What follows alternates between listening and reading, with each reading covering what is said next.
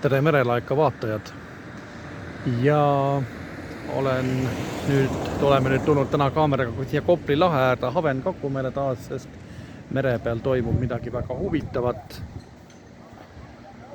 Nagu te näete, on väljas jäämurdja Tarmo, siis meie sõjalaevastikulaevad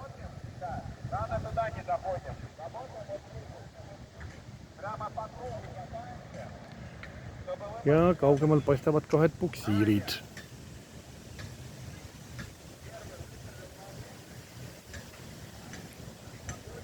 See on jah, nüüd üle hulga aja selline kord, kus Kopli lahe peal on palju laevu ja tõenäoliselt siis toimub midagi huvitavat. Samamoodi oli ka siis see, et oli täna ka siis sireenid ja teiste õppus veel. Sireenid huilkasid nagu ikka, millest me oleme nendest ka siin videosid teinud varasematest katsetest. Aga praegu siis Kopli lahest selline pilt.